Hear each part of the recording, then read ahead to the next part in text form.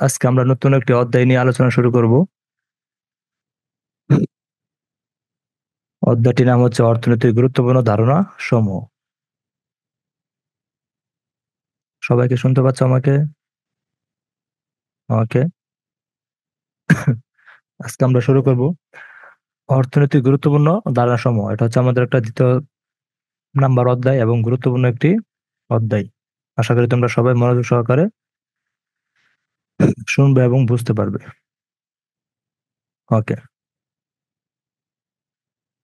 আমরা চলে যাচ্ছি অর্থনীতির গুরুত্বপূর্ণ ধারণা সমূহ। দেখো,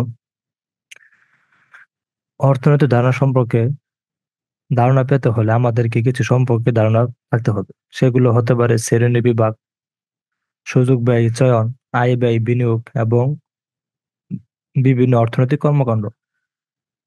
পূর্বে আমি তোমাদের যে অধ্যায় ক্লাস নিয়েছিলাম সেখানে ব্যয় কাকে বলে, সুযোগ ব্যয় কাকে বলে, চয়ন কি, আয় ব্যয় কি, বিনিয়োগ কি, এসব সম্পর্কে কিছুটা হলো ধারণা দিতে পেরেছি। সুযোগ ব্যয় বলতে আমরা ইতিপূর্বে জেনেছি যে কোনো একটি দ্রব্যের সুযোগ গ্রহণ করার ফলে অন্য একটি দ্রব্যের সুযোগ যতটুকু ত্যাগ করতে হয় সেটা হচ্ছে কি সুযোগ ব্যয়। সুযোগ ব্যয় বলতে মানে দুটি দ্রব্যের সুযোগ কখনো কি করা যায় না, একসাথে একসাথে গ্রহণ করা যায় না। কোনো একটি দ্রব্য সেবা নিতে হলে অপর একটি দ্রব্য কি করতে হবে, সেবা ত্যাগ করতে হবে, সেটা হচ্ছে কি সুযোগ ব্যয়। আর চয়ন, চয়ন মানে কি নির্বাচন করা বা হচ্ছে পছন্দ করা। পর আয় ব্যয় আমরা তো সব জানি। বিনিয়োগ বলতে আমরা জানি যে কোনো একটা উৎপাদন কাজে অর্থ বিনিয়োগ হচ্ছে কি, এটা একটা বিনিয়োগের একটি অংশ।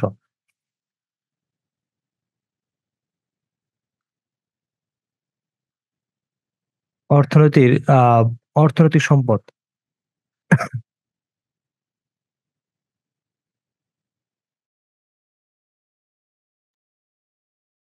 অর্থনৈতিক সম্পদ বলতে আমরা কি বুঝি? অর্থনৈতিক সম্পদ বলতে আমরা বুঝি কোন একটি দ্রব্য বা সেবার যে চারটি বৈশিষ্ট্য থাকে সেটা হচ্ছে কি অর্থনৈতিক সম্পদ। অর্থনৈতিক সম্পদ হতে হলে কোনো একটি দ্রব্য অথবা সেবার চারটি বৈশিষ্ট্য থাকতে হবে। ঠিক আছে? আমরা সবাই কম বেশি সম্পদের সাথে পরিচিত। সম্পদ ছাড়া আমাদের অর্থনৈতিক কর্মকাণ্ড চালানো বা সম্পদের ব্যবহার সম্ভব না। কোনো জিনিসকে অর্থনৈতিক সম্পদ বলতে হলে তার চারটি বৈশিষ্ট্য অবশ্যই আমাদের কি করতে হবে, থাকতে হবে। চারটি বৈশিষ্ট্য সমূহ হচ্ছে আমাদের প্রথমে উপযোগ। প্রথম হচ্ছে আমাদের উপযোগ।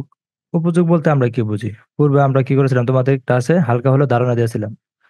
মানে কোন একটি সম্পদের কি থাকতে হবে, উপযোগ থাকতে হবে। উপযোগ বলতে আমরা কি বুঝি? দেখো, প্রথমে তোমাদের আমরা কি বলেছিলাম, অর্থনৈতিক সম্পদ। অর্থনৈতিক সম্পদ হতে হলে কোন একটি দ্রব্য অথবা সেবার চারটি বৈশিষ্ট্য থাকতে হবে।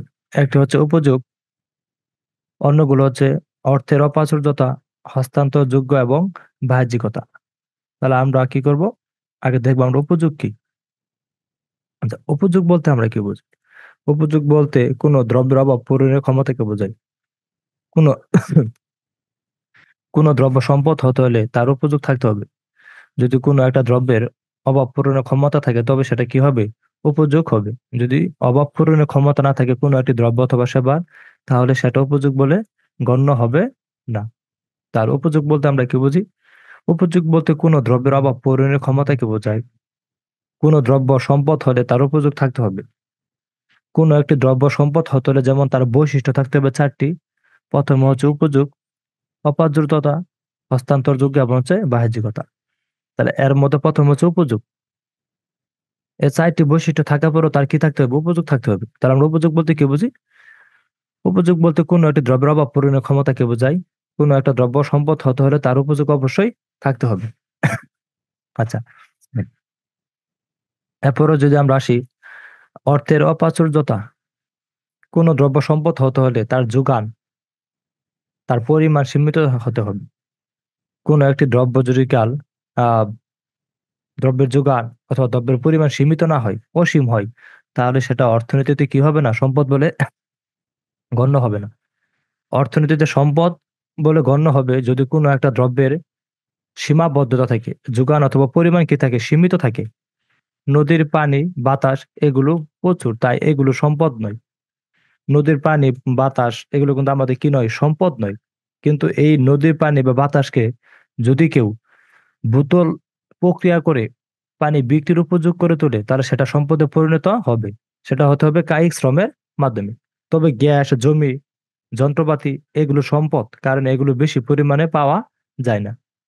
তাহলে কি হলো, অপ্রাচুর্যতা মানে কি, কোনো একটা সম্পদের যোগান অথবা পরিমাণ কি থাকতে হবে, সীমিত থাকতে হবে। যদি কোনো একটা দ্রব্যের যোগান অথবা পরিমাণ সীমিত না থাকে, তবে তাহলে সেটি কি হবে না, সম্পদ বলে বিবেচিত হবে না। সম্পদ বলে বিবেচিত হতে হলে আমাদেরকে অবশ্যই কি থাকতে হবে, সম্পদের পরিমাণ এবং যোগান কি থাকতে হবে, সীমিত থাকতে হবে। তোমরা কি আমার সবাই শুনতে পাচ্ছ?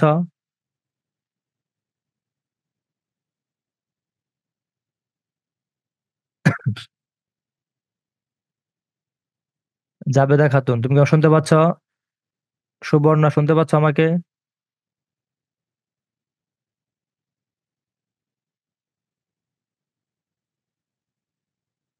তোমরা কি সবাই আমাকে শুনতে পাচ্ছ?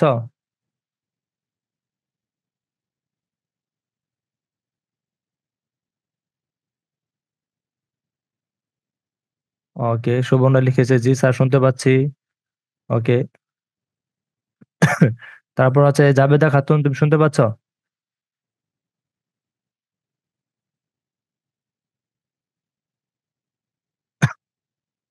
হ্যাঁ স্যার, শোনা যাচ্ছে। ওকে, আমরা কি পূর্বের পড়াগুলো আরেকটু রিপিট করব?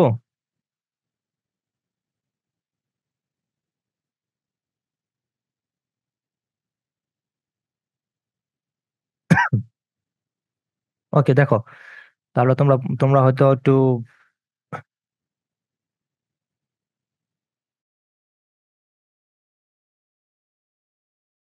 তোমরা হয়তো জয়েন হতে একটু দেরি। আচ্ছা, আমরা পূর্বের পড়াটুকু আরেকটু কি করছি, দেখো রিভিশন দিচ্ছি, তোমরা একটু শুনে নাও।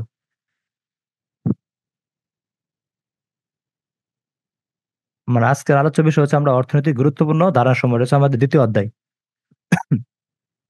অর্থনৈতিক গুরুত্ব ধারণাসমূহ তোমরা একটু মনোযোগ সহকারে শুনবে, ঠিক আছে? দেখো, অর্থনৈতিক গুরুত্বপূর্ণ ধারণাসমূহ হচ্ছে, মানে সম্পদ বলতে আমরা কি বুঝি, যে সকল দ্রব্য কিনতে হলে আমাদের কি করতে হয়, অর্থ ব্যয় করতে হয়, সেগুলো হচ্ছে কি আমাদের সম্পদ। ঠিক আছে? এই সম্পদের অনেকগুলো কি আছে, আমাদের শ্রেণী বিভাগ আছে। সেগুলো হচ্ছে সুযোগ ব্যয়। আমরা পূর্বে সুযোগ ব্যয় সংজ্ঞা দিয়েছিলাম, এভরিবডি, কেউ সুযোগ ব্যয় সংজ্ঞাটা দিতে পারবে? এনিওয়ান? সুযোগ ব্যয় সংখ্যাটা কেউ দিতে পারবে?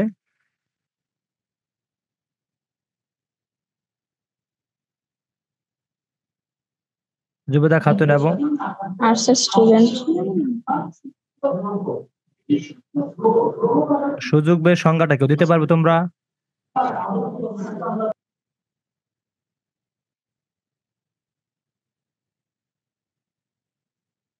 ওকে, দেখো, তাহলে আমরা কি বললাম, মানে কোন অর্থনীতিতে কোন একটি দ্রব্য অথবা সেবা তখনই সম্পদে পরিণত হবে যখন তার কি থাকবে, চারটি বৈশিষ্ট্য থাকবে। তাহলে চারটি বৈশিষ্ট্য আমরা কি বলেছি, দেখো, চারটি বৈশিষ্ট্যের ভিতরে প্রথমে আছে আমার উপযোগ। তাহলে উপযোগ বলতে আমরা কি বুঝেছি, উপযোগ বলতে কোনো দ্রব্যের অভাব পূরণের ক্ষমতা। মানে কোনো একটি দ্রব্য মানুষের কি করে থাকে, অভাব পূরণ করে থাকে। যদি এমন কোনো একটি দ্রব্য থাকে যার কোনো অভাব পূরণের ক্ষমতা নেই, তাহলে সেটি কি হবে না, অর্থনীতিতে উপযোগ বলে গণ্য হবে না। উপযোগ বলে গণ্য হবে তখনই যখন কোনো একটি দ্রব্য অথবা সেবার কি থাকবে, অভাব পূরণের ক্ষমতা থাকবে, সেটা হচ্ছে উপযোগ। এবং অর্থনৈতিক সম্পদ বলতে চারটা, তার কি থাকতে হবে, চারটি বৈশিষ্ট্য থাকতে হবে। এর ভিতরে একটা হচ্ছে কি আমার উপযোগ।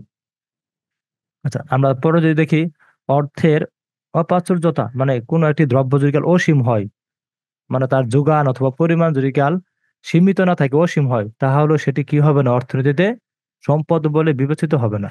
অর্থনীতিতে সম্পদ বলে বিবেচিত হবে তখনই যখন কোনো একটি দ্রব্য অথবা সেবার যোগান অথবা পরিমাণ কি থাকতে হবে, সীমিত থাকতে হবে। যেমন নদীর পানি অথবা এবং বাতাস, এগুলো কি নয়, অর্থনীতিতে সম্পদ নয়। কিন্তু কোনো একজন ব্যক্তি যদি কাল নদীর পানিকে বোতলজাত করে প্রক্রিয়া করে কি করে বিক্রির উপযোগী করে, তাহলে সেটি কি হবে, অর্থনীতিতে সম্পদ বলে বিবেচিত হবে। এবং অন্যদিকে গ্যাস, জমি, যন্ত্রপাতি এগুলো সম্পদ, কারণ এগুলো বেশি পরিমাণে কিছু করা যায় না, পাওয়া যায় না, এগুলো সীমিত। তার মানে কি এগুলো যোগান এবং পরিমাণ সীমিত, এগুলো যে কোনো সময় কি হয়ে যেতে পারে, শেষ হয়ে যাওয়ার সম্ভাবনা থাকে, তাই এগুলো কি হবে, অর্থনীতিতে সম্পদ বলে বিবেচিত হবে। তারপরে দেখো হস্তান্তরযোগ্য। হস্তান্তরযোগ্য বলতে আমরা কি বুঝি? হস্তান্তরযোগ্য বলতে আমরা বুঝি হচ্ছে হাত বদল, মানে সম্পদ হতে হলে তার হস্তান্তর যোগ্যতা থাকতে হবে। কোনো একটি দ্রব্য অথবা সেবা সম্পদ হতে হলে অবশ্যই কি থাকতে হবে, তার হস্তান্তর যোগ্য থাকতে হবে। কিভাবে? আমরা যখন কোনো একটি দ্রব্য এবং সেবা ক্রয় করি, তার বিনিময়ে আমরা কি দিয়ে থাকি? অবশ্যই অর্থ দিয়ে থাকি। অর্থের বিনিময়ে যদি কোনো একটি দ্রব্য নেওয়া হয়, বা আমরা এমন একটি দ্রব্য ক্রয় করতেছি যার কি নেই, হস্তান্তর যোগ্য নেই, তাহলে তো সেটা কি করবে মানুষ? অর্থ দিয়ে কিনবে না, তাহলে কি থাকবে না, তার কোনো অর্থনৈতিক সম্পদ হিসেবে সেটা কি হবে না, বিবেচিত হবে না। অর্থনীতিতে অর্থনৈতিক সম্পদ হিসেবে বিবেচিত হতে হলে অবশ্যই তার কি থাকতে হবে? হস্তান্তরযোগ্য থাকতে হবে।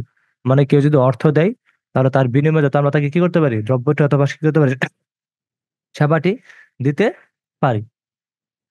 আচ্ছা দেখো, তারপর হচ্ছে বাহ্যিক কথা হচ্ছে, যে সমস্ত দ্রব্য মানুষের গুণ বোঝায় তাকে সম্পদ বলা যাবে না। মানে কোনো একটা ব্যক্তি যদি ব্যক্তিগত কোনো একটা গুণ থাকে, মানে কারো কম্পিউটারে দক্ষ থাকতে পারে, কারো সৌন্দর্য বেশি থাকতে পারে, কেউ যদি সৌন্দর্যের অধিকারী হতে পারে, এগুলো তার কি হচ্ছে, ব্যক্তিগত সম্পদ। এগুলো আমাদের কি করতে হবে, কি করা যাবে না, অর্থনীতিতে সম্পদ হিসেবে আহ বিবেচিত হবে না, কারণ আমরা এগুলো কোনো বাহ্যিক অস্তিত্ব উপলব্ধি করতে পারি না। ঠিক আছে? তাহলে কি আমরা সবাই বুঝতে পেরেছি? সুবর্ণা, তুমি কি বুঝতে পারছো?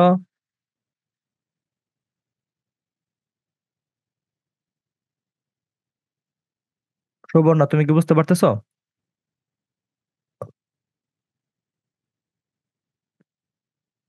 ওকে। আচ্ছা দেখো,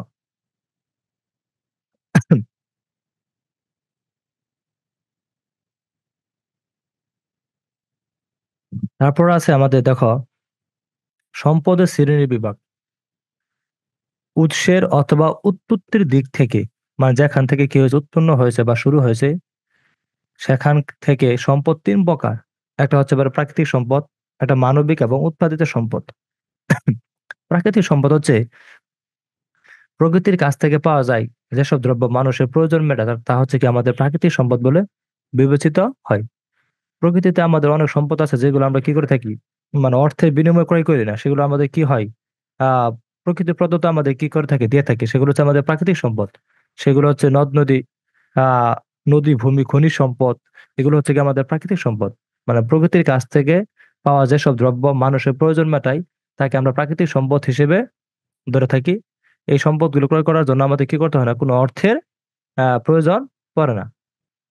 পরে দেখো মানবিক সম্পদ, মানে মানুষের বিভিন্ন প্রকার যোগ্যতা এবং দক্ষতাকে মানবিক সম্পদ বলা হয়।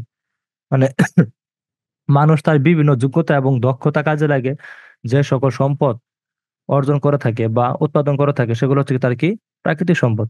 এগুলো হতে পারে কোনো একটা কলকারখানা, কোনো একটা ফ্যাক্টরি, ঘর বাড়ি, ঢালান কোঠা, রাস্তাঘাট, বিভিন্ন অট্টালিকা, এগুলো হচ্ছে কি মানুষের মানবিক সম্পদ, যেগুলো আহ তৈরি করার জন্য মানুষের কি দরকার, যোগ্যতা এবং দক্ষতা দরকার। তো মানে কি, মানুষের যোগ্যতা এবং দক্ষতা কাজে লাগিয়ে যে সকল সম্পদ আহ তৈরি করা হয় অথবা উৎপন্ন করা হয়, সেগুলো হচ্ছে কি আমাদের মানবিক সম্পদ হিসেবে বিবেচিত হবে। পরে দেখো উৎপাদিত সম্পদ মানে কি। উৎপাদিত সম্পদ হচ্ছে আমার প্রকৃতি অথবা প্রাকৃতিক এবং মানবিক সম্পদ একত্রে কাজে লাগে যে সম্পদ পাওয়া যায় তাকে উৎপাদিত সম্পদ বলে থাকে।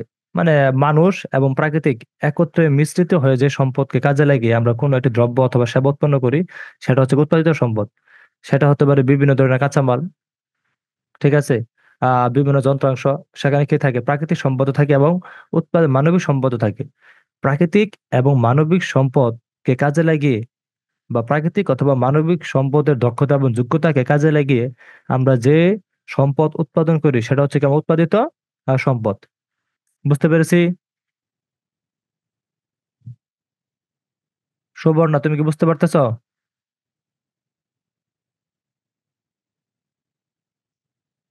ওকে, ঠিক আছে। ওকে, আমরা আমরা শেষ করে তারপর কি করবো, তুমি যে কোনো একটা টপিক না বুঝতে পারো অবশ্যই আমাকে বলবে, ঠিক আছে?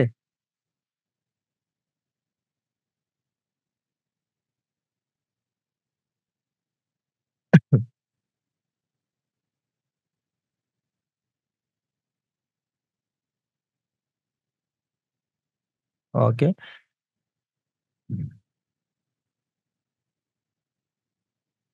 ওকে, ঠিক আছে। আমরা দেখো, আমরা একটু এখন যাব পরের ধাপে। পরের ধাপ কি আছে, আমরা কি সম্পদের শ্রেণী বিভাগ, এগুলো কিন্তু ভালোভাবে পড়তে হবে তোমাদের সৃজনশীলের জন্য।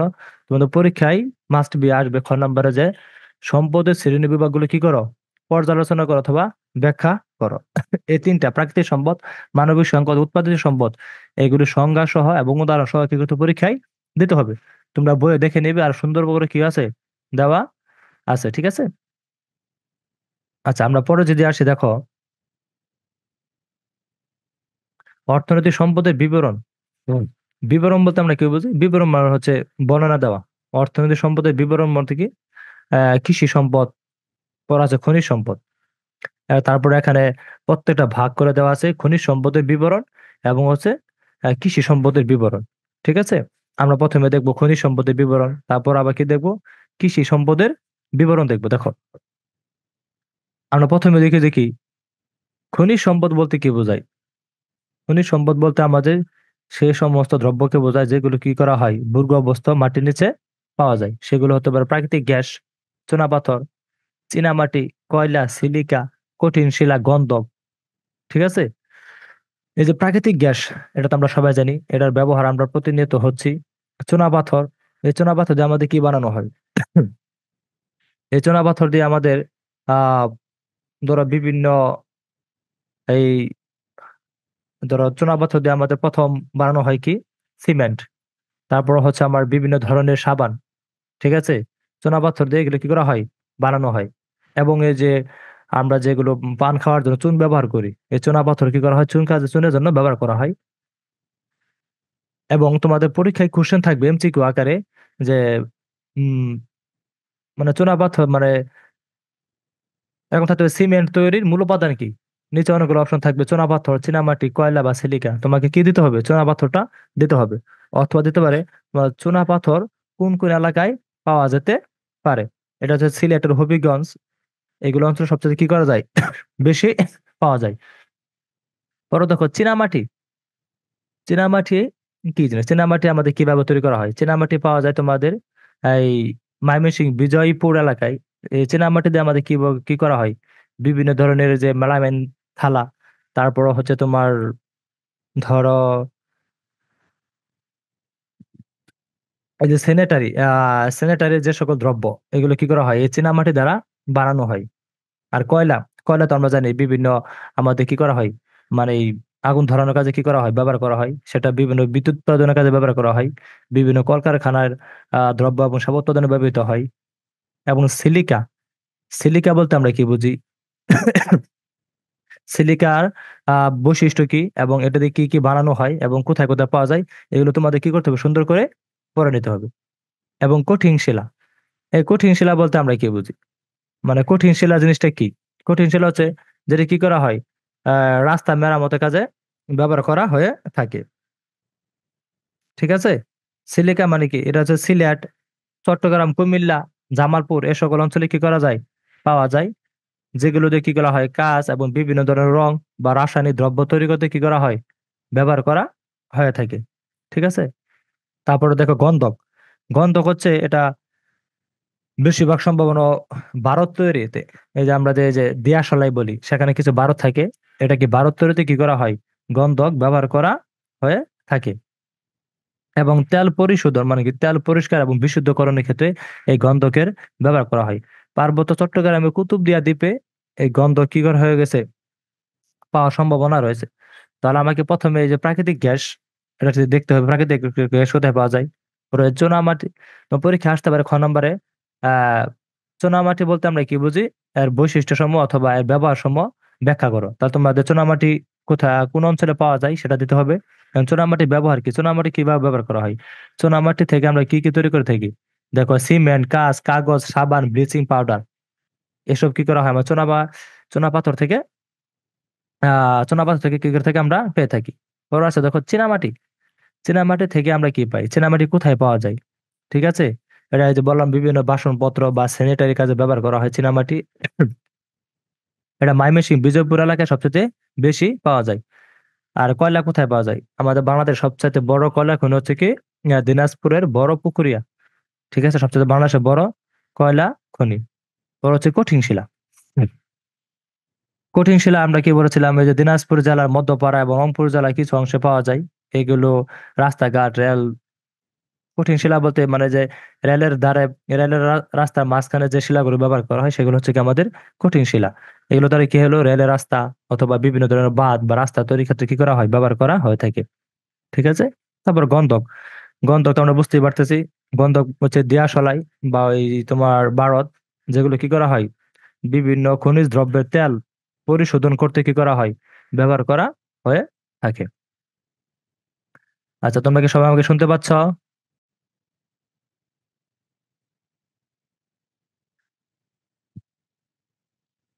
সুবর্ণা, তুমি কি শুনতে পাচ্ছ আমাকে?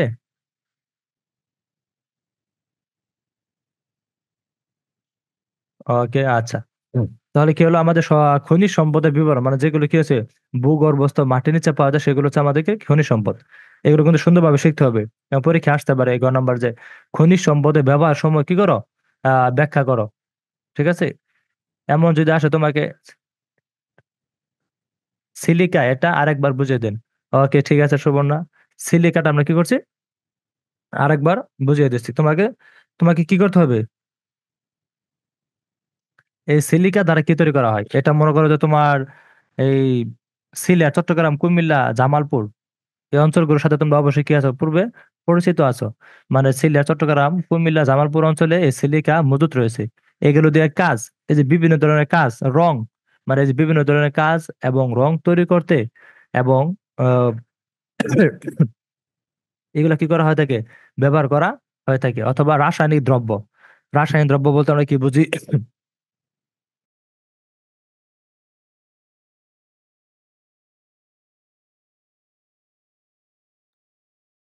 মানে কি বলেছি, দেখো সিলিকাটা হচ্ছে, এটা চট্টগ্রাম, কুমিল্লা, রংপুর, পর হচ্ছে জামালপুর, এ সকল অঞ্চলে কি পাওয়া যায়, সিলিকা গুলো পাওয়া যায়। এবং এই সিলিকা গুলো তুমি কোথায় দেখতে পাবা, দেখবা এই নদীতে যে বালুগুলো দেখা যায়, সেখানে দেখবা সাদা কিছু অংশ দেখা যায়, সেগুলো হচ্ছে কি আমার সিলিকা। ঠিক আছে।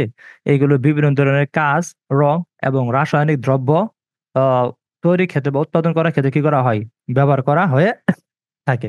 ঠিক আছে, বুঝতে পেরেছি সুবর্ণা?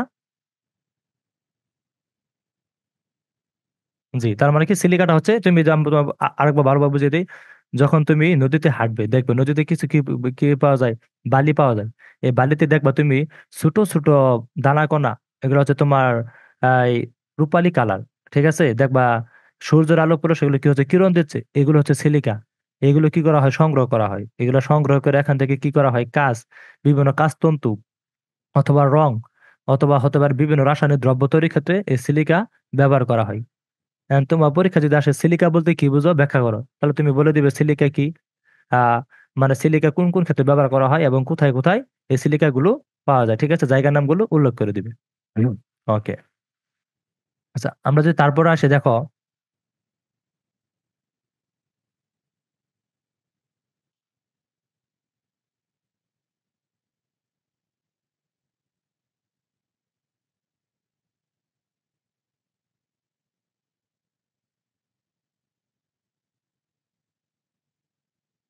আচ্ছা, আমরা খনিজ সম্পদের বিবরণ পড়েছি। এখন আমরা পড়বো বন সম্পদের বিবরণ। আচ্ছা দেখো, সুন্দরবন, আমরা তো সবাই জানি সুন্দরবন চট্টগ্রামের বনভূমি, মধুপুর ও বাওয়াল সিলেটের বনভূমি, দিনাজপুর এবং রংপুরের বনভূমি। আহ ঠিক আছে, তাহলে বন সম্পদের বিবরণ, বন সম্পদকে কয় ভাগে ভাগ করা হয়? তোমার পরীক্ষা আসতে পারে, বন সম্পদকে কয় ভাগে ভাগ করা হয়। তোমাকে দিতে হবে 5 ভাগে, যেমন সুন্দরবন, চট্টগ্রামের বনভূমি, মধুপুর ও বাওয়াল, সিলেটের বনভূমি, দিনাজপুর এবং রংপুরের বনভূমি। এই যে প্রত্যেকটা বনভূমি কি করতে হবে, তোমাকে সুন্দর করে সংজ্ঞা করে দিতে হবে। যেমন আহ সুন্দরবন কোথায় অবস্থিত, এটা হতে পারে কোন কোন এলাকা জুড়ে, খুলনা, সাতক্ষীরা, বাগেরহাট, বরগুনা জেলা জুড়ে কি করা সুন্দরবন অবস্থিত। এই সুন্দরবন আয়তন কত, সুন্দরবন আয়তন হচ্ছে আমার 6,017 বর্গ কিলোমিটার। এই সুন্দরবনে কি কি গাছ পাওয়া যায়, গেওয়া, সুন্দরী গাছ, কেওড়া, বাইন ইত্যাদি মূল্যবান কি করা যায়, গাছসমূহ পাওয়া যায়। তারপর আমরা যদি আসি চট্টগ্রামের বনভূমি, চট্টগ্রাম বনভূমি হচ্ছে প্রত্যেকটা বনভূমি, যেমন সুন্দরবনের বনভূমি, চট্টগ্রামের বনভূমির আয়তন কিন্তু আমার অবশ্যই শিখতে হবে যে কত বর্গ কিলোমিটার। তোমার পরীক্ষা আসতে পারে সুন্দরবনের আয়তন কত বর্গ কিলোমিটার, তাহলে হবে 6017 বর্গ কিলোমিটার। ঠিক আছে, সুন্দর করে শিখতে হবে। আচ্ছা দিলো। তারপর দেখো, চট্টগ্রাম এবং পার্বত্য চট্টগ্রামের বনভূমি, এগুলো কি দুটি জেলা। এখানে তোমার আয়তন হচ্ছে 13,295 বর্গ কিলোমিটার এলাকা জুড়ে এটা অবস্থিত। এখানে কি কি গাছ পাওয়া যায় এগুলো শিখতে হবে। যেমন থাকতে পারে সেগুন, থাকতে পারে গর্জন, গামারি, জারুল, শিমুল, চম্পা, বাঁশ, বেত প্রভৃতি। এগুলো কি করা হয়, চট্টগ্রামের বনভূমি অঞ্চলে পাওয়া যায়। এগুলো কিন্তু সুন্দর করে শিখতে হবে। তোমার পরীক্ষা আসতে পারে যে বেত কোন অঞ্চলে পাওয়া যায়, বা বা বাঁশ কোন অঞ্চলে পাওয়া যায়। উপরে থাকবে সুন্দরবন, চট্টগ্রামের বনভূমি, মধুপুর, বাওয়াল, সিলেটের বনভূমি। তোমরা কিন্তু সুন্দর করে শিখতে হবে যে আহ, প্রত্যেকটা বনভূমিতে কি কি উদ্ভিদগুলো পাওয়া যায়, এগুলো এমসিকিউ আকারে থাকবে। তারপর দেখো মধুপুর ও বাওয়াল। মধুপুর বলতে আমরা প্রথমেই জানি যে টাঙ্গাইল। ঠিক আছে, টাঙ্গাইল জেলা সমূহ, এবং বাওয়াল বলতে গাজীপুর জেলা সমূহ যে অঞ্চলটুকু আছে, এখানে কি হয়, এই মধুপুর এবং বাওয়াল এটা হচ্ছে কি একটা বন সম্পদের বিবরণ। ঠিক আছে, এখানে বিভিন্ন প্রকার উদ্ভিদ পাওয়া যায়। ময়মনসিংহ, টাঙ্গাইল জেলার মধুপুর বন, গাজীপুর জেলার কিছু অংশ দিয়ে এগুলো পাওয়া যায়। এখানে শাল, গজারি, আহ করই ইত্যাদি গাছগুলি কি পাওয়া পাওয়া যায়। আচ্ছা, সিলেটের বনভূমি। সিলেটের বনভূমি বলতে বুঝি আমরা, এই সিলেটের বনভূমির আয়তন কত এটা আমার শিখতে হবে। এটা হচ্ছে 1040 বর্গ কিলোমিটার। এখানে পাওয়া যায় শিমুল, বনবাস, বাঁশ, বেত ইত্যাদি। ঠিক আছে, এগুলো শিখবে।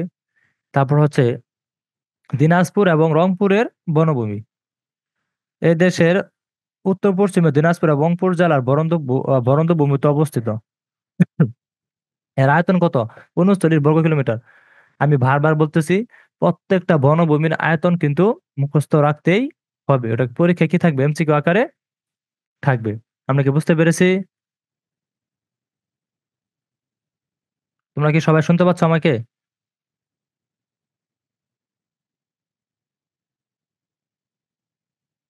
জি। ওকে। তার মানে কি আমার প্রত্যেকটা বনভূমির আয়তন গুলো আমার শিখতে হবে, এবং কোন বনভূমি কোন এলাকা জুড়ে অবস্থিত, এবং কোন বনভূমিতে আমার কি পাওয়া যায়, কোন গাছগুলো বা উদ্ভিদগুলো পাওয়া যায়, সেগুলো কি করতে হবে, মুখস্থ করতে হবে। এগুলো এমসিকিউ অথবা ক নাম্বার আকারে থাকতে পারে। ঠিক আছে, অথবা তোমার এই একটা সৃজনশীল থাকবে এমন, মানে উদ্দীপকটা এমন ভাবে দেওয়া থাকবে, কোনো একটা জায়গার নাম দেওয়া থাকবে, মানে তোমার একটা পরিচিত জায়গার নাম দেওয়া থাকতে পারে যে সেখানে এই এই উদ্ভিদগুলো কি করা হয়, পাওয়া যায়। তা তোমার তখন বলতে পারে যে উপরের উদ্দীপকের সাথে তোমার পাঠ্য বইয়ের কোন বনভূমির কি আছে, মিল আছে অথবা সাদৃশ্য আছে। তখন তুমি যদি না বুঝতে পারো যে কোন বনভূমিতে কি পরিমাণ উদ্ভিদ এবং কোন জায়গা জুড়ে পাওয়া যাচ্ছে, তাহলে কিন্তু তুমি আনসার করতে পারবে না। অবশ্যই তোমাকে কি করতে হবে, কোন বনভূমি কোন জায়গা জুড়ে অবস্থিত এবং কোন বনভূমিতে কি পরিমাণ এবং কি কি উদ্ভিদ পাওয়া যায়, সেটা তোমাকে অবশ্যই মুখস্থ করতে হবে। ঠিক আছে। আচ্ছা দেখো, তারপরে আমরা যদি আসি এই বন সম্পদের বিবরণ আমাদের শেষ। তারপরে দেখো আহ প্রাণী সম্পদের বিবরণ, শক্তি সম্পদের বিবরণ এবং পানি সম্পদের বিবরণ। পানি সম্পদের মানে কি, মানে কি পশু পাখি জীবজন্তু থেকে আমরা যেগুলো সম্পদ পেয়ে থাকি সেগুলো হচ্ছে কি আমাদের প্রাণী সম্পদ। ঠিক আছে, পশু পাখি জীবজন্তু থেকে আমরা যে সম্পদগুলো পেয়ে থাকি সেগুলো আমাদের কি হচ্ছে, প্রাণী সম্পদ। এগুলো আমাদের গৃহপালিত পশু পাখি, গরু, ছাগল, হাঁস, মুরগি, ভেড়া ইত্যাদি হতে পারে। এছাড়া সুন্দরবন ও পার্বত্য চট্টগ্রাম অঞ্চলে রয়েছে বাঘ, হাতি, হরিণ, এখান থেকে আমরা পেতে পারি। বা আমাদের আমাদের নদী নালা, খাল, বিল, হাওর, পুকুর, জলাশয় ইত্যাদি থেকে আমরা অসংখ্য প্রজাতির পাখি পেয়ে থাকি। ঠিক আছে, এই যে মানে আমার, আবার এগুলো কি করা হয়, বিভিন্ন রপ্তানি কাজে কি করা হয়, ব্যবহার করা হয়। এগুলো হচ্ছে পানির সম্পদ। মানে কি আহ আহ, যে মানে পশু পাখি, এগুলোর কাছ থেকে আমরা যে সম্পদগুলো পেয়ে থাকি সেগুলো হচ্ছে আমাদের কি পানির সম্পদ। তারপর হচ্ছে হুম, শক্তি সম্পদের বিবরণ। শক্তি সম্পদ বলতে আমরা কি বুঝি, দেখো বিভিন্ন আহ এই তোমারই থাকতে পারে, যেমন আমাদের বিদ্যুৎ উৎপাদনের জন্য আমাদের কি করা হয়, বিভিন্ন শক্তির প্রয়োজন হয়।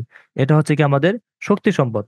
তাহলে শক্তি সম্পদের যে বিবরণ আসে, তাহলে আমার অবশ্যই কিভাবে দিতে হবে, তাহলে আমাকে দিতে হবে এটা হতে পারে কলকারখানা, যানবাহন হতে পারে, যোগাযোগ, যান্ত্রিক চাষাবাদ, গৃহকর্ম প্রভৃতি ক্ষেত্রে শক্তি সম্পদের ব্যবহার অপরিহার্য।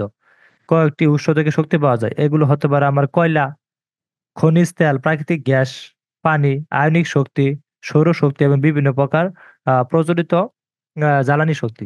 ঠিক আছে, মানে যে শক্তি, মানে যে সম্পদগুলো থেকে আমরা শক্তি পাই, যেমন কয়লা, গ্যাস, তারপর হতে পারে তোমার সৌরশক্তি, আয়নিক শক্তি, এগুলো হচ্ছে আমার কি আহ শক্তি সম্পদের ব্যবহার। আচ্ছা, এই শক্তি সম্পদের আর কিছু ব্যবহার আছে, যেমন বিভিন্ন তাপ উৎপাদন কেন্দ্র, বিদ্যুৎ উৎপাদন কেন্দ্র, এটা হচ্ছে গোয়ালপাড়া তাপ বিদ্যুৎ কেন্দ্র থাকতে পারে, বেড়ামারা ঠাকুরগাঁও তাপ বিদ্যুৎ কেন্দ্র থাকতে পারে, আশুগঞ্জ তাপ বিদ্যুৎ কেন্দ্র থাকতে পারে। মানে এইসব তাপ বিদ্যুৎ কেন্দ্র থেকে আমরা যে শক্তিগুলো পেয়ে থাকি সেটা হচ্ছে কি আমার শক্তি সম্পদের বিবরণ। আমরা সবাই কি বুঝতে পেরেছি? হুম। আচ্ছা, এখন আছে নাদিয়া, সামিরা, সুবর্ণা, তোমরা কি সবাই আমাকে বুঝতে পারছো কথাগুলো? জি স্যার। ওকে, ঠিক আছে, তোমরা কি করবে, অবশ্যই আমার ডাকে সাড়া দিতে হবে, কারণ তোমরা যদি বুঝতে না পারো তাহলে তো আমার ডেলিভারি দিয়ে আমি কি এরকম ভাবে কমফোর্টেবল ফিল করবো না। তোমরা অবশ্যই বলবে যে স্যার আমি বুঝতে পারতেছি না, আমার এই টপিকটা আরেকবার বুঝিয়ে দেন, অবশ্যই বলবে। আমি সর্বোচ্চটা দিয়ে কি করব, চেষ্টা করব। তবে আমি তোমাদের পূর্বে যেগুলো পড়িয়েছি, যে বৈশিষ্ট্য, এইগুলো অবশ্যই কি করতে হবে, তোমাকে মুখস্থ করতে হবে। তোমরা যদি একটা সৃজনশীল দেখো তাহলে কি করতে পারবে, বুঝতে পারবে। আচ্ছা দেখো, এখন আছে নাদিয়া, সামিরা, তা তোমরা কি বুঝতে পারতেছো? জি স্যার। ওকে, ঠিক আছে, ধন্যবাদ। হুম। আচ্ছা দেখো, আমরা প্রায় শেষ পর্যায়ে। এখন দেখো, এখন হচ্ছে দ্রব্য। তোমরা সবাই তো আমার স্ক্রিনটা দেখতে পাচ্ছ নাকি? জি স্যার। ওকে, ঠিক আছে, দেখো এখন দ্রব্যগুলো কি। দ্রব্য বলতে আমরা কি বুঝি? একটা দ্রব্য হতে হলে তার অনেকগুলো বৈশিষ্ট্য থাকতে পারে। একটা হচ্ছে অবাতলব্য দ্রব্য, অর্থনৈতিক দ্রব্য, ভোগ্য দ্রব্য, স্থায়ী ভোগ্য দ্রব্য, মধ্যবর্তী দ্রব্য, চূড়ান্ত দ্রব্য এবং মূলধনী দ্রব্য। এই শব্দগুলোর সাথে কি আমরা পূর্বে কখনো পরিচিত হতে পেরেছি, এভরিবডি? জি না। আচ্ছা দেখো, তোমাদের পরীক্ষা এখন আসতে পারে, এই উম, ধরো যে অবাতলব্য দ্রব্য কাকে বলে, এরকম থাকতে পারে, বা অর্থনৈতিক দ্রব্য বলতে কি বোঝো, ক নম্বরে কোশ্চেন। ঠিক আছে, যদি এরকম থাকে আমাদের অবশ্যই কি করতে হবে, আহ আনসার করতে হবে। তারা অবাধ মানে কি, যে সমস্ত দ্রব্য বিনামূল্যে পাওয়া যায়, যে সমস্ত দ্রব্য আমরা বিনামূল্যে পাওয়া যায়, মানে যে সমস্ত দ্রব্য অথবা সেবা ক্রয় করার জন্য আমাদের কোনো অর্থের প্রয়োজন পড়ে না, আমাদেরকে কি করতে হয় না, অর্থ দিতে হয় না, সেগুলো হচ্ছে কি আমার অবাধ লভ্য দ্রব্য। সেগুলো হতে পারে, দেখো, আমাদের প্রকৃত প্রদত্ত বৃষ্টি, নদীর পানি, বাতাস, সূর্যের আলো, এগুলো কি আমাদের টাকা দিয়ে ক্রয় করতে হয়, বা এর জন্য কি আমরা কোনো পরিমাণ অর্থ লেনদেন করি? অবশ্যই না। ঠিক আছে, তার মানে কি এগুলো হচ্ছে কি অবাধ লভ্য দ্রব্য, মানে যে দ্রব্যগুলো ক্রয় করার জন্য অথবা বুক করার জন্য, অথবা যে দ্রব্যের উপকার অথবা সেবা পাওয়ার জন্য আমাদের কোনো প্রকার অর্থের লেনদেন করতে হয় না, সেগুলো হচ্ছে আমার অবাধ লভ্য দ্রব্য। ঠিক আছে, বইয়ে এরপরে সুন্দর করে সংজ্ঞা দেওয়া আছে এবং উদাহরণ দেওয়া আছে, তোমরা সুন্দর করে শিখে নেবে। শুধু আমি তোমাদেরকে বোঝার সুবিধা বলতেছি যে দ্রব্য অথবা সেবা বুক করার জন্য আমাদের কোনো অর্থ দিতে হয় না। বুঝতে পেরেছি? জি স্যার। ওকে, তারপরে দেখো অর্থনৈতিক দ্রব্য। হুম। অর্থনৈতিক দ্রব্য হচ্ছে এই যে অবাধ লভ্য দ্রব্যের বিপরীত, মানে যে দ্রব্যের বা সেবা পাওয়ার জন্য আমাদের কি করতে হয়, অর্থের বিনিময় করতে হয় বা অর্থ দিতে হয়, সেটা হচ্ছে আমাদের কি অর্থনৈতিক দ্রব্য। মানে যে দ্রব্য বা সেবা নেওয়ার জন্য আমাদের অর্থ দিতে হয়, সেটা হচ্ছে আমাদের কি অর্থনৈতিক দ্রব্য। তাহলে অর্থনৈতিক দ্রব্য কি, যেমন আমি একটা চেয়ার কিনতে পারি, একটা টেবিল, খাতা কলম, মানে যেগুলো নেওয়ার জন্য অথবা ক্রয় করার জন্য আমাদেরকে অর্থ দিতে হবে, সেটা হচ্ছে আমাকে কি অর্থনৈতিক দ্রব্য। ঠিক আছে, মানে অবাধ লভ্যের বিপরীতটি হচ্ছে কি আমার অর্থনৈতিক দ্রব্য। হুম। তারপরে দেখো ভোগ্য দ্রব্য মানে কি, যে মানে ভোগ অথবা ব্যবহারের মাধ্যমে যে সমস্ত দ্রব্যের উপযোগ নিঃশেষ করা হয় তাদেরকে ভোগ্য দ্রব্য বলা হয়। মানে কি, মানে যে সমস্ত দ্রব্য এবং সেবা ভোগ করার ফলে নিঃশেষ হয়ে যায়, মানে শেষ হয়ে যায়, সেগুলো হচ্ছে কি ভোগ্য দ্রব্য। মানে কি, বুক করার ফলে যে সমস্ত দ্রব্যের যোগান অথবা পরিমাণ শেষ হয়ে যায় সেটা হচ্ছে কি ভোগ্য দ্রব্য। সেটা হচ্ছে পারে কি বিভিন্ন ধরনের সেবা হতে পারে, অথবা তুমি বলতে পারো যেমন গাড়ি বা বস্ত্র, এগুলো কি আমার কি ভোগ্য, মানে বুক করতে করতে কি হয়ে যায়, শেষ হয়ে যায়। মানে কি, বুক করার ফলে যে সমস্ত দ্রব্য বা সেবার পরিমাণ বা যোগান কি হয়ে যায়, শেষ হয়ে যায় বা নিঃশেষ হয়ে যায়, সেটা হচ্ছে কি আমার ভোগ্য দ্রব্য। তারপরে দেখো স্থায়ী ভোগ্য দ্রব্য।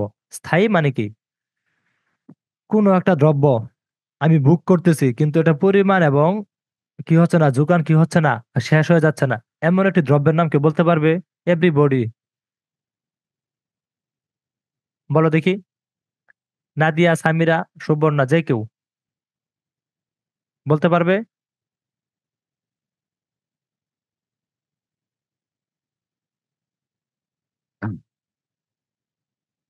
তোমরা কি শুনতে পাচ্ছ আমাকে? জি স্যার, প্রশ্নটা আবার একটু বলেন। আচ্ছা, আমি প্রশ্ন বলতেছি যে স্থায়ী ভোগ্য দ্রব্য বলতে কি বুঝো, বা এর একটি উদাহরণ দাও যেটা স্থায়ী ভোগ্য দ্রব্য, যেটা বুক করার ফলে এর পরিমাণ, উপাদান কি হয়ে যায় না, শেষ হয়ে যায় না, একেবারে শেষ হয়ে যায় না, সব সময় থাকবে, আজীবন থাকবে, যতবার যতই বুক করি না কেন। এরকম একটা দ্রব্যের নাম বলো দেখি।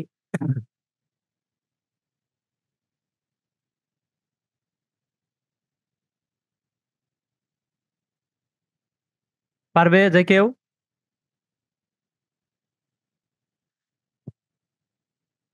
কেউ পারবে স্যার, তোমরা? পানি কি ভূগর্ভদ্রব্য? পানি, হ্যাঁ। তারপরে?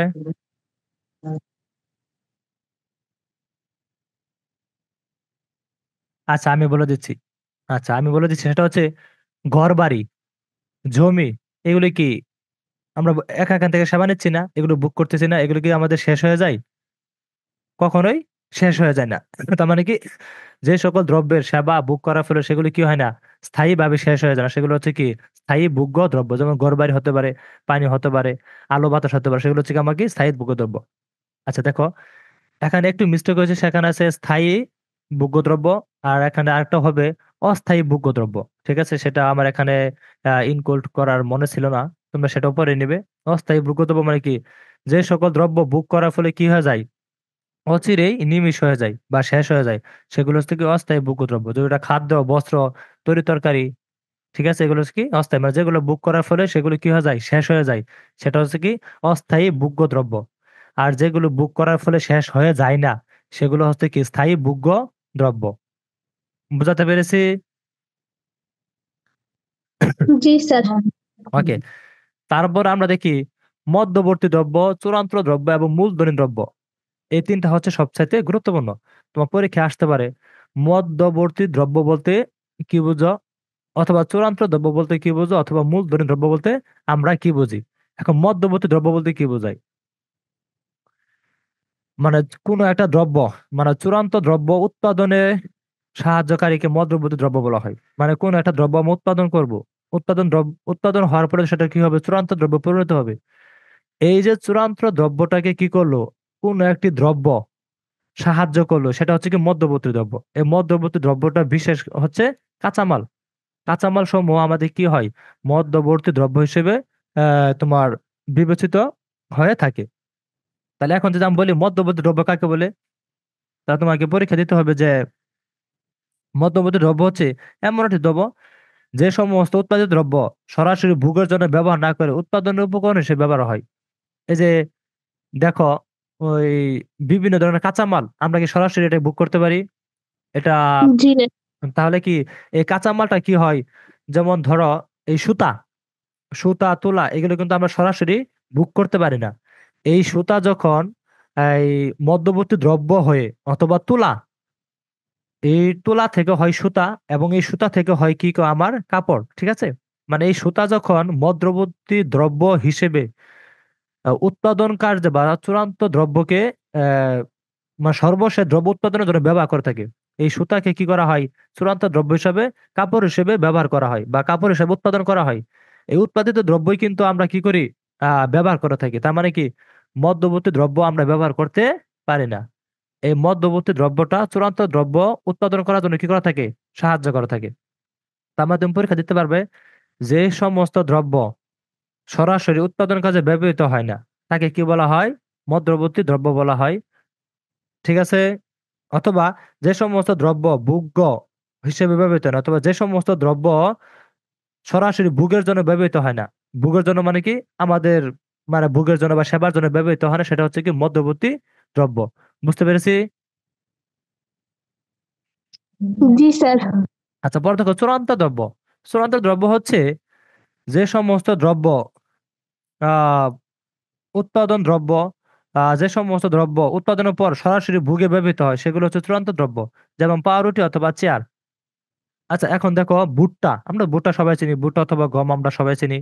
ভুট্টা এবং গম হচ্ছে আমার কাঁচামাল। এই কাঁচামালটা হচ্ছে আমার মধ্যবর্তী দ্রব্য।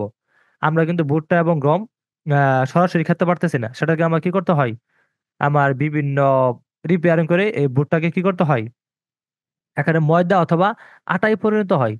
এই ময়দা এবং আটা আমরা কিন্তু সরাসরি খেতে পারি না। তাহলে এই ময়দা এবং আটা হচ্ছে আমার মধ্যবর্তী দ্রব্য অথবা মধ্যবর্তী দ্রব্য বা কাঁচামাল হিসেবে ব্যবহার করা হয়। এই ময়দা এবং আটাকে যখন আমি পাউরুটিতে পরিণত করি, এই পাউরুটিটা হচ্ছে আমার চূড়ান্ত দ্রব্য, যেটা আমরা ভোগের জন্য সরাসরি ব্যবহার করে থাকি অথবা গ্রহণ করে থাকি। বুঝতে পেরেছি? জি আর মধ্যবর্তী দ্রব্য বলতে, আচ্ছা একজনে লিখেছে কি, জি স্যার, ওকে।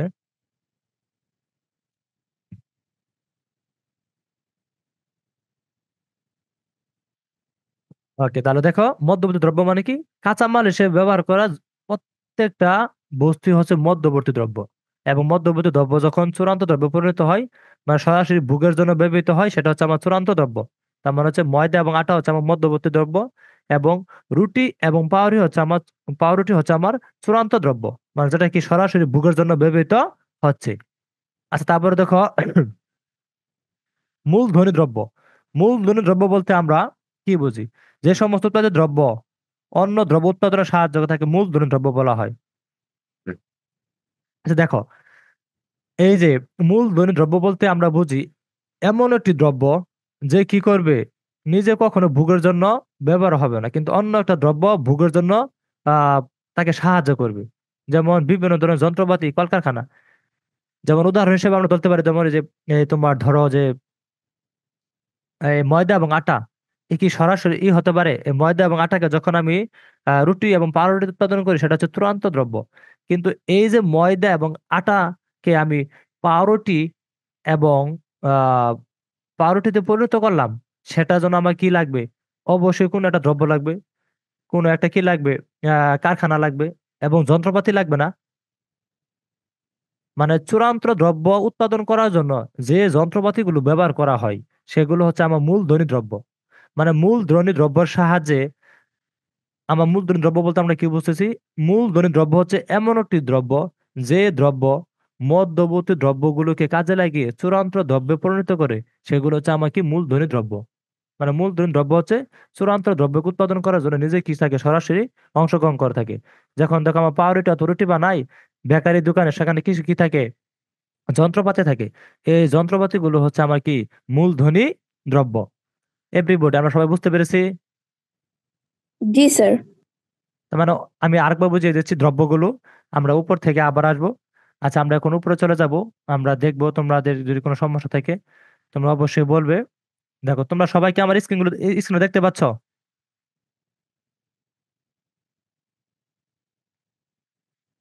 আজকে আমাদের অধ্যায়ের আলোচ্য বিষয় ছিল অর্থনীতির গুরুত্বপূর্ণ ধারণা সমূহ। ঠিক আছে? এখান থেকে তোমরা অর্থনীতির গুরুত্বপূর্ণ ধারণা সমূহ সুন্দর করে শিখে নিবে।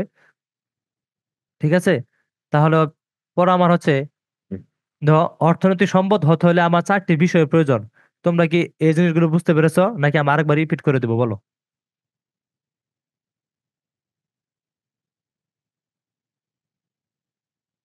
হুম।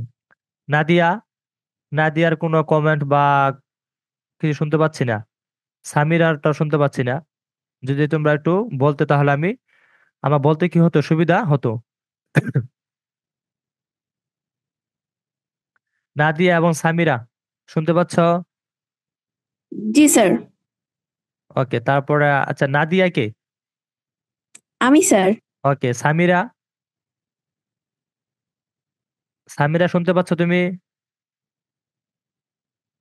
পর হচ্ছে সুবর্ণা, শোভনা, তুমি শুনতে পাচ্ছ? আচ্ছা, ওকে। আচ্ছা, দেখি। ভোগ্য দ্রব্য ভুট্টা, মধ্যবর্তী দ্রব্য ভুট্টার আটা, চূড়ান্ত দ্রব্য পাউরুটি, মূলধন দ্রব্য এগুলো দ্রব্য চূড়ান্ত পর্যায়ে পৌঁছাতে যে মূলধন ব্যবহার করা হয়। জি, বুঝতে পারছি। Thank you. ওটা কে লিখেছ? আমার পক্ষ থেকে তাকে অসংখ্য ধন্যবাদ, সুবর্ণা। আশা করি তুমি তাহলে বুঝতে পেরেছো ভোগ্য দ্রব্য, মধ্যবর্তী দ্রব্য এবং চূড়ান্ত দ্রব্য বলতে কি বুঝো। অনেক সুন্দর, যাক আলহামদুলিল্লাহ, তাহলে আমি বোঝাতে সক্ষম হয়েছি। তোমার কমেন্ট অনেক সুন্দর হয়েছে। ভোগ্য দ্রব্য ভুট্টা, মধ্যবর্তী দ্রব্য ভুট্টার আটা বা ময়দা, চূড়ান্ত দ্রব্য পাউরুটি বা রুটি, যেটা হতে পারে মূলধন দ্রব্য মানে কি, এইগুলো দ্রব্য। হ্যাঁ, সুন্দর, তুমি সুন্দর বুঝতে পেরেছো। আচ্ছা আচ্ছা, ইনশাআল্লাহ। তোমার জন্য শুভকামনা রইলো। আচ্ছা, এখন আমরা আরেকবার বলবো। দেখো, অর্থনৈতিক সম্পদ, আমাদের হাতে সময় খুবই কম। দেখো, তোমরা কি প্রথম থেকে শেষ পর্যন্ত কোনো একটা টপিক আছে যেগুলো তোমরা বুঝতে পারো নাই? বলো, আমি অবশ্যই তোমাকে কি করব, বুঝিয়ে দিব। দেখো, অর্থনৈতিক সম্পদ হতে হলে আমাদের চারটা বৈশিষ্ট্য থাকতে হবে। একটা হচ্ছে উপযোগ, আর আর তিনটা হচ্ছে কি, দেখো এই যে অপ্রাচুর্যতা, হস্তান্তরযোগ্য, বাহ্যিকতা। বুঝতে পেরেছো? এই চারটা: উপযোগ, অপ্রাচুর্যতা, হস্তান্তরযোগ্য এবং বাহ্যিকতা। সবাই বুঝতে পেরেছো? স্যার একটু আগেরটা অর্থনৈতিক সম্পদ। অর্থনৈতিক, এই যে এটা উপযোগ। জি জি স্যার। আচ্ছা শোনো, আমি তোমাকে বলি। সম্পদ তো আমরা সবাই জানি, সম্পদ বলতে আমরা কি বুঝি। কিন্তু সম্পদ, অর্থনৈতিক সম্পদ হতে হলে তোমাকে অবশ্যই অবশ্যই চারটা কি থাকতে হবে, বৈশিষ্ট্য থাকতে হবে। যে সমস্ত দ্রব্য এবং সেবাতে চারটা বৈশিষ্ট্য থাকবে না, সেটা অর্থনৈতিক সম্পদ বলে বিবেচিত হবে না। চারটা বৈশিষ্ট্য থাকতে হবে। আমি বৈশিষ্ট্যগুলো আবার পড়ে দিচ্ছি। দেখো, এখানে একটা হচ্ছে উপযোগ, তারপর হচ্ছে অপ্রাচুর্যতা, হস্তান্তর যোগ্যতা, বাহ্যিকতা। ঠিক আছে, এই চারটা বৈশিষ্ট্য থাকতেই হবে। এখন চারটা বৈশিষ্ট্য কিভাবে বুঝবা? উপযোগ বলতে আমরা বুঝি তো প্রথমেই কোনো একটা দ্রব্যের অভাব পূরণের ক্ষমতা। মানে কোনো একটা দ্রব্য যখন মানুষের প্রয়োজন মেটায়, সেটা হচ্ছে একটা উপযোগ। কোন একটা দ্রব্য যদি কাল প্রয়োজন মেটানোর ক্ষমতা না থাকে, তাহলে সেটা অর্থনৈতিক সম্পদ বলে বিবেচিত হবে না। তখনই সেটা অর্থনৈতিক সম্পদ বলে বিবেচিত হবে যখন তার কি হবে, উপযোগ থাকবে। যেমন আমি তোমাদের এখন জুমে ক্লাস নিচ্ছি একটা ল্যাপটপের সামনে, তাহলে সেটা হচ্ছে কি, আমার একটা উপযোগ। সে আমার কি হচ্ছে, আমার প্রয়োজন মিটিয়ে দিচ্ছে। তাহলে এই ল্যাপটপটা হচ্ছে আমার একটা উপযোগ। বুঝাতে পেরেছি? বুঝতে পেরেছো? জি স্যার। ওকে, তারপরে দেখো, অপ্রাচুর্যতা মানে কি, কোন একটা দ্রব্য বা সেবা, এর যদি কাল পরিমাণ অথবা যোগান মানে অসীম থাকে, যদি শেষ না হয়, সেটা অর্থনীতিতে সম্পদ হবে না। যেমন আলো, বাতাস, নদীর পানি, এগুলো অর্থনৈতিক সম্পদ না। মানে অর্থনৈতিক সম্পদ হতে হলে তোমার সেই সম্পদের অবশ্যই কি থাকতে হবে, শেষ থাকতে হবে, শেষ ঠিকানা থাকতে হবে। যদি কাল তার কি থাকে, পরিমাণ বা যোগান অসীম থাকে, কখনো শেষ না হয়, সেটা অর্থনৈতিক সম্পদ বলে বিবেচিত হবে না। কিন্তু যদি কেউ এই নদীর পানিকে বোতলজাত প্রক্রিয়া করে কায়িক শ্রমের মাধ্যমে মানে বিক্রি করে, সেটা অর্থনৈতিক সম্পদ বলে বিবেচিত হবে। মানে যার কোনো কি নাই, মানে যার সীমাবদ্ধতা আছে এবং এটা ব্যবহার করলে একটা সময় শেষ হয়ে যেতে পারে, সেটা অর্থনৈতিক সম্পদ। আলো, বাতাস, নদীর পানি এগুলো অর্থনৈতিক সম্পদ না, কারণ এগুলো কখনো কি হবে না, শেষ হবে না। ঠিক আছে। পরে দেখো, হস্তান্তরযোগ্য মানে কি, আমরা যখন কোনো একটা দ্রব্য ক্রয় করি, তার বিনিময়ে আমরা কি করি, তাকে অর্থ দিয়ে থাকি না? অর্থের জন্য কোনো একটা দ্রব্য যখন ক্রয় করব, সেটা যদি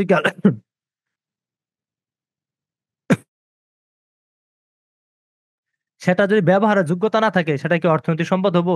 মানে তোমাকে আমি একটা টাকা দিয়েছি, তোমার কাছ থেকে আমি একটা সম্পদ নেব, কিন্তু সেই সম্পদের কোনো নাই, অর্থনৈতিক যোগ্যতা নেই, উপযোগ নাই, অপ্রাচুর্যতা নাই, বাহ্যিকতা নাই, তা সেটা কি হবে না, অর্থনৈতিক সম্পদ হবে না। হস্তান্তরযোগ্য মানে কি, এক হাত থেকে আরেক হাতে পরিবর্তন। মানে তোমাকে আমি অর্থ দিচ্ছি, তুমি আমাকে তার বিনিময়ে কি দিচ্ছ, কোনো একটা দ্রব্য অথবা সেবা দিচ্ছ। যদি কাল অর্থে দেওয়ার ফলে তুমি আমার কোনো একটা দ্রব্য অথবা সেবা দিয়ে সাহায্য করতে পারো, সেটা হচ্ছে হস্তান্তরযোগ্য। এরকম দ্রব্য হবে অর্থনৈতিক সম্পদের আওতাভুক্ত। তারপর আছে বাহ্যিকতা, বলতে বোঝায় আমাদের কারো কোনো ব্যক্তিগত গুণ, যেগুলো হতে পারে মানুষের, আহ, একজন মানুষের সৌন্দর্য, সৌন্দর্য হতে পারে, বা কারো কম্পিউটার বিষয়ে পারদর্শিতা হতে পারে। কারণ আমরা এর কোনো বাহ্যিক অস্তিত্ব উপলব্ধি করতে পারি।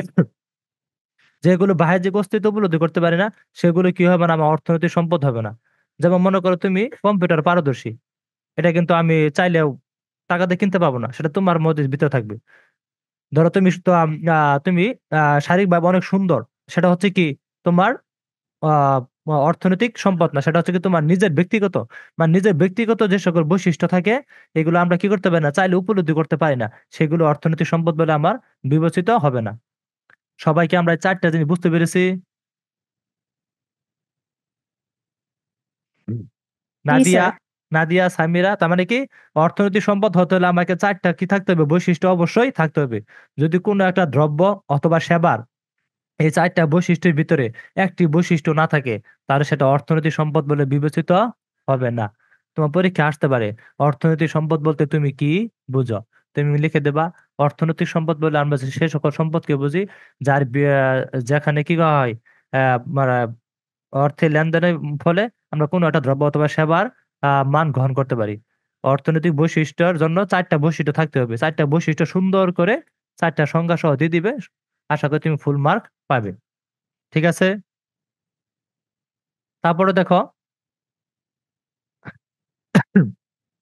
সম্পদের শ্রেণী বিভাগ, এগুলি কি তোমাদের বোঝা বাকি আছে? যে থাকে বলতে পারো, আমি বুঝিয়ে দিব।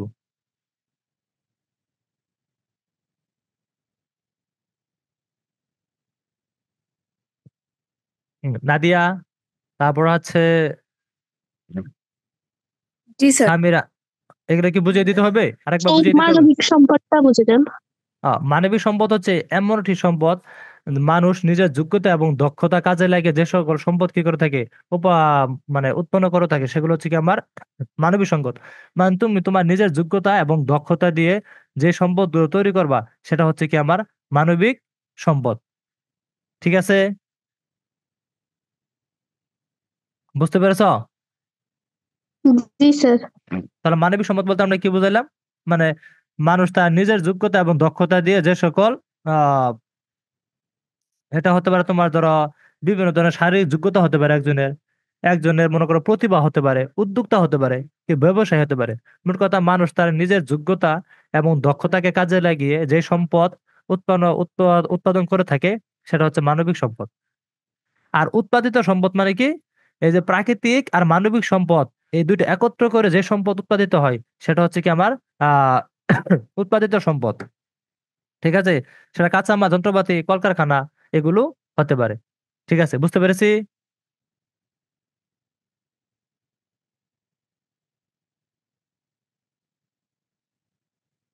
আচ্ছা, তারপরে দেখো অর্থনৈতিক সম্পদের বিবরণ, এখানে কি তোমাদের বোঝার কোনো কিছু আছে? থাকলে বলতে পারো আমাকে।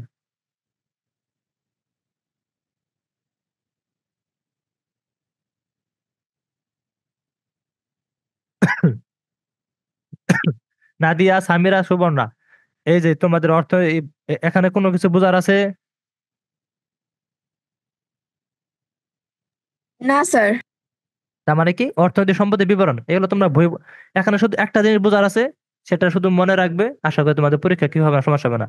যেমন প্রাকৃতিক সম্পদ, এই যেমন ধর আছে চুনা পাথর, চীনামাটি, কয়লা, সিলিকা, কঠিন শিলা, গন্ধক, এগুলো কোন কোন অঞ্চলে পাওয়া যায়, এটা অবশ্যই শিখতে হবে। কারণ পরীক্ষা উদ্দীপকে থাকবে এমন একটি এলাকার নাম দেওয়া থাকবে, বলবে যে এই ধরো, বলবে যে মনে করো যে তোমার বাসা ঢাকাতে, এখানে কি করা যায়, চুনা পাথর পাওয়া যায়। ঠিক আছে, পরে তোমাকে বলতে পারে তোমার পাঠ্য বইয়ের আলোকে বর্ণনা করো চুনা পাথর কোথায় পাওয়া যায়, এরকম কি থাকবে, সাদৃশ্য থাকবে, তো বৈসাদৃশ্য থাকবে। তার মানে তোমাকে অবশ্যই জানতে হবে চুনা পাথর কোন কোন অঞ্চলে পাওয়া যায়, এবং চুনা পাথর, চীনামাটি, কয়লা, সিলিকা, কঠিন শিলা, গন্ধক, এগুলো দিয়ে কি করা হয়, কি কি তৈরি করা হয়। তো পরীক্ষা থাকতে পারে সিমেন্ট তৈরির প্রধান কাঁচামাল কি, চুনা পাথর। অথবা বলতে পারে যে এই তোমার রং অথবা রাসায়নিক দ্রব্য তৈরির প্রধান কাঁচামাল কি, তোমাকে দিতে হবে কি এই এই এই যে সিলিকা, সিলিকা দ্বারা কি করা হয়, আমার রাসায়নিক দ্রব্য তৈরি করা হয়। বা তোমাকে পরে দিতে পারে যে আহ, ভারত তৈরির প্রধান কাঁচামাল কি, উদ্দীপক থাকতে পারে বা ক নম্বর থাকতে পারে অথবা এমসিকিউ থাকতে পারে, নিচের কোনটি আহ মানে বা ভারত তৈরির প্রধান কাঁচামাল কোনটি, তোমাকে দিতে হবে গন্ধক। পরে কঠিন শিলা, বা তোমাকে দিতে পারে যে রেল নালের রাস্তায় কোন দ্রব্যটি ব্যবহার করা হয়, দেওয়া থাকলে সিলিকা, কঠিন শিলা, গন্ধক, কয়লা, তোমাকে দিতে হবে কঠিন শিলা, মানে কোথায় কোথায় পাওয়া যায়, এবং তার প্রত্যেকটার ব্যবহার অবশ্যই শিখতে হবে, ঠিক আছে? আচ্ছা, তারপর আমরা দেখে আসি, দেখো, পানি সম্পদের বিবরণ, শক্তি সম্পদের বিবরণ, পানি সম্পদের বিবরণ। পানি মানে কি, বিভিন্ন পশু পাখি থেকে আমরা যে সম্পদগুলো পেয়ে থাকি। আর শক্তি সম্পদ মানে কি, যে কয়লা শক্তি, প্রাকৃতিক গ্যাস, সৌরশক্তি, আয়নিক শক্তি, এগুলো শক্তি সম্পদের বিবরণ। এগুলো শুধু কি করবে,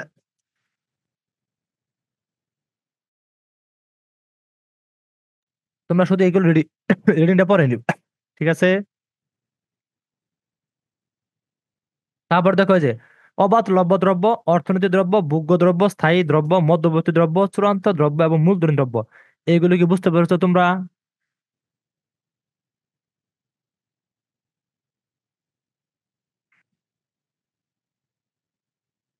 তা সুবর্ণা, সামিরা, বুঝতে পেরেছো?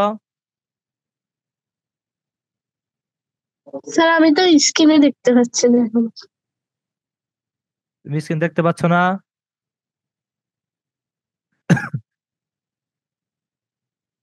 ওকে, বুঝতে পেরেছি, এটা নিশ্চয়ই সুবর্ণা। ওকে, থ্যাংক ইউ। তুমি কি স্ক্রিন দেখতে পাচ্ছ? জি না স্যার।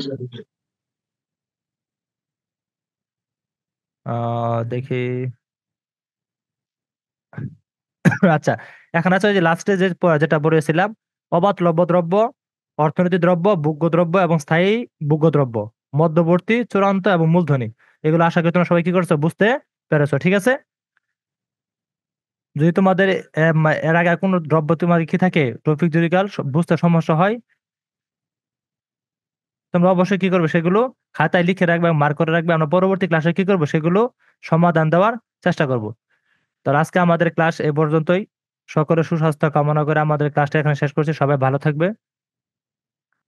স্যার, প্রথম স্লাইড গুলো আবার একটু দেন, স্ক্রিনশট দিব। ওকে, দাঁড়াও একটু ওয়েট, আমি দিচ্ছি, হ্যাঁ।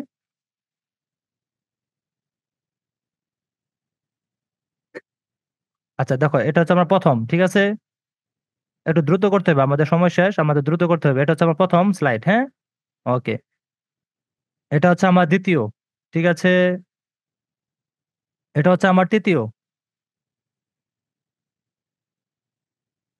এটা হচ্ছে আমার চতুর্থ, ঠিক আছে? এটা হচ্ছে পঞ্চম। শেষ হয়েছে তোমার, তোমার স্ক্রিনশট শেষ হয়েছে? সুবর্ণা, তোমার স্ক্রিনশট কি শেষ হয়েছে? ওকে, ওকে, ধন্যবাদ। তা সকলের সুস্বাস্থ্য কামনা করে আমরা আমাদের ক্লাসটা এখানে শেষ করছি। সবাই ভালো থাকবে। আবার তোমাদের সাথে দেখা হবে ইনশাল্লাহ, ঠিক আছে? আল্লাহ হাফেজ।